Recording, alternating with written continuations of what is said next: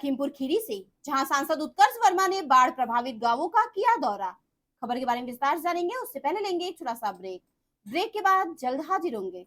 इस खबर के प्रायोजक हैं फंटासिया वाटर पार्क। वाराणसी के सुप्रसिद्ध वाटर पार्क में आपका स्वागत है।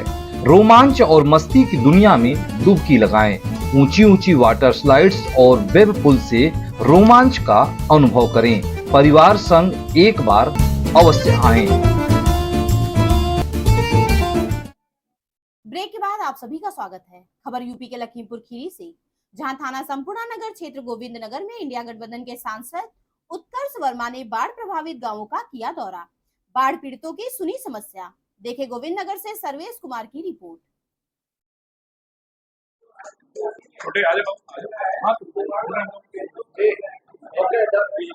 सर, आज आपने जो बाढ़ का क्षेत्र का एरिया का भ्रमण किया है, सर इसके बारे में क्या कहेंगे? देखिए, आज ये जो बाढ़ की विभीषिका है, ये समय से एक तो पहले आ गई और फसल जितनी भी इस क्षेत्र में थी लगभग नष्ट होने के कगार पे आ गई। फसल नष्ट होने के साथ ही साथ तमाम गांव में पानी भर गया और पानी इतना तेज आया कि लोग अपना, जो गांव में लोग हैं वो अपना अनाज भी नहीं उसको हटा पाए, सुरक्षित जगह पे नहीं ले जा पाए। वो अनाज जो घरों में था वो भी खराब हो गया। बहुत से मकान कट गए हैं गांव में और बहुत से लोगों में गांव में अभी भी जल भराव है, जिसकी स्थिति में वो लोग सड़कों पर आकर के रह रहे हैं।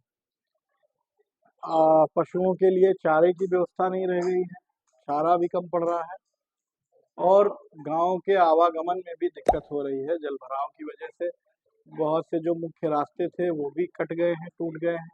आपके इस पलिया क्षेत्र में आने के लिए तो 2 मुख्य रास्ते थे, दोनों ही कटे पड़े। एक पर तो थोड़ा बहुत काम हुआ है, लेकिन एक जो नेशनल हाईवे है वो पूरी तरह से अब भी कटा हुआ है। और जब हम लोग वहां पर गए थे तो वहां के स्थानीय लोगों ने बताया कि लगातार अवैध खनन की वजह से नदी की धारा जो है वो गलत दिशा में हो गई, जिसकी वजह से आज पूरा पलिया शहर खतरे में है।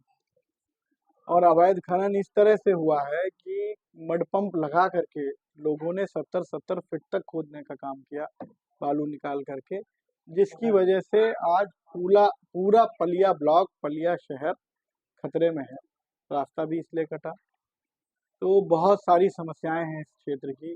बिजली व्यवस्था भी बाधित है। लोग दवाएं, जो बीमार लोग हैं वो दवा नहीं लेने जा पा रहे हैं अस्पतालों में, आवागमन बाधित। सर, 1 सप्ताह हो गया बाढ़ आई, लेकिन अभी ग्रामीणों को जो बाढ़ का क्षेत्र है, सर अभी तो शासन प्रशासन से कोई इनको आर्थिक सहायता, कोई मदद ऐसा कुछ नहीं मिला है। इसके बारे में क्या कहेंगे आप? देखिए, आज जब हम लोगों से मिले हैं गांव-गांव जा करके, तो गांव वालों ने बताया है कि बहुत से गांव ऐसे हैं जहां पर अभी भी किसी भी तरह की कोई राहत नहीं पहुंची हुई। जो किट बटना चाहिए वो नहीं बटी है, लोगों को दवाइयाँ नहीं ठीक से उपलब्ध हो पा रही हैं। बहुत बड़ी समस्या। सर, पिछले दिनों मुख्यमंत्री योगी आदित्यनाथ यहाँ आए थे पीलीभीत जिले में। सर, ये इंडो बॉर्डर नेपाल का जो इलाका है, सर ये बाढ़ को लेकर हाईलाइट पे था। सर, योगी जी, मुख्यमंत्री जी, सर वहाँ आ गए, यहाँ नहीं आए, इसके बारे में क्या कहेंगे? देखिए, प्रशासन तो सुस्त है क्योंकि हर वर्ष बाढ़ का सामना करना पड़ता है। आप ये समझिए कि शारदा बैराज से अगर हम चलते हैं ढकेरवा चौराहे की तरफ, तो कम से कम 4 साइफन पड़ते हैं। सारे साइफन चौक पड़े हुए हैं। जब प्रशासन इतना सुस्त है कि आप ये साइफन की अगर सफाई ठीक से हो जाती समय से पहले, तो कम से कम जो आज ये जल भराव है, जो पानी निकल नहीं पा रहा है, तो ये समस्या खत्म हो जाती। दूसरी चीज ये है कि जो नेशनल हाईवे कटा हुआ है, ये हम लोगों ने देखा कि जहां पर कटा है वहां पे पुलिया बन रही थी और समय से पहले काम ना शुरू कराने की वजह से आधी पुलिया बना पाए और पानी आ गया। अगर यही 2 महीने 3 महीने पहले पुलिया बना देते तो शायद आज रेलवे लाइन नहीं कटती। रेलवे लाइन कटी तो पुलिया नहीं कटती, जिसकी वजह से आज जो आवश्यक वस्तुएं हैं, डीजल, पेट्रोल, तमाम जो रोजमर्रा की जरूरी वस्तुएं हैं वो नहीं पहुंच पा रही है। सर, अभी पलिया क्षेत्र में ये खनन को लेकर जो बाढ़ का मुख्य कारण रहा है, जो पत्रकार ने खबर, उसके ऊपर मुकदमा हो गया सर, उन्होंने सानी के द्वारा, विधायक के द्वारा। सर उसके बारे में क्या करेंगे? देखिए हमारी संज्ञान में आया है और बहुत सारे लोगों ने खनन की ये बात उठाई है कि कहीं ना कहीं जो अवैध खनन करने वाले लोग हैं उनके द्वारा इस कृत्य से आज लाखों की जनता जो है वो बाढ़ की विभीषिका झेल रही है और खतरे के अभी भी खतरा बना हुआ है उनके ऊपर। और ये लोकतंत्र है और इसमें जनता अपनी बात रखती है और कहीं ना कहीं ये बात सत्य है कि अवैध खनन की वजह से आज नदियों का रुख मुड़ा है और जिसकी वजह से आज खतरे में है। मेरे हिसाब से लोकतंत्र में लोगों को अपनी आवाज रखने का हक है, उनको अधिकार है। ठीक है सर, धन्यवाद। ये समस्या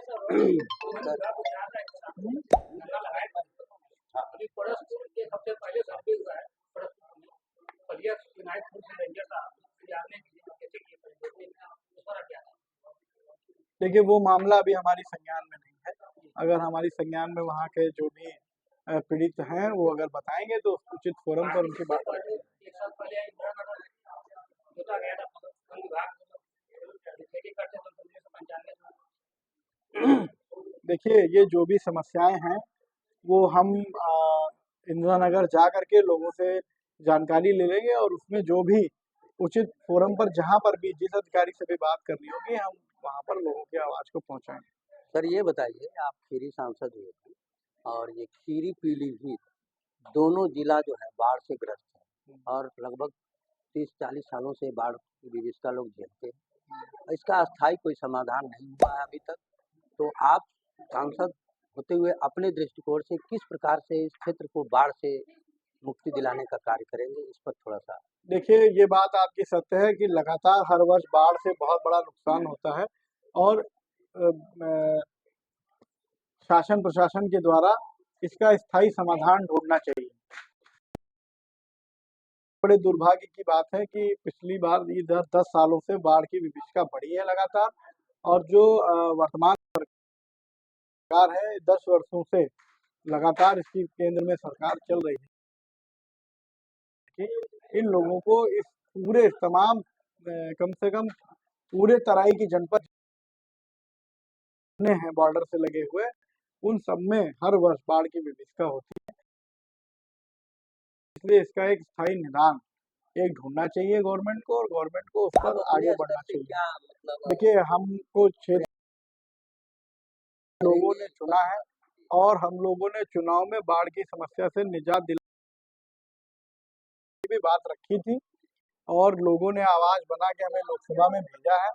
इस जनता को खीरी लोकसभा की जनता को हम आश्वस्त करते हैं कि बाढ़ की समस्या को मजबूती के साथ में लोकसभा में उठा करके रखने का काम करेंगे।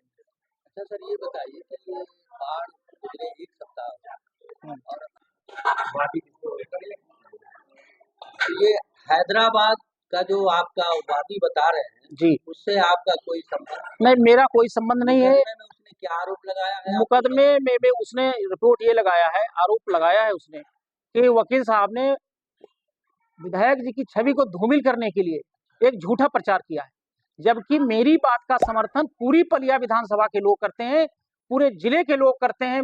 पूरी रात 2 बजे तक मेरे पास पूरे जिले के वकीलों के फोन, किसानों के फोन और तमाम राजनीतिक दलों के फोन, तमाम जो समाज सेवी उनके फोन मेरे पास आए हैं कि हम सब आपके साथ में खड़े हैं। यानी विधायक जी के विधानसभा क्षेत्र में कोई ऐसा व्यक्ति उनके ऊपर लगाए गए आरोप से आहत नहीं? कतई नहीं है। अगर आहत होता तो पलिया विधानसभा का कोई कार्यकर्ता उनका या वो स्वयं होते।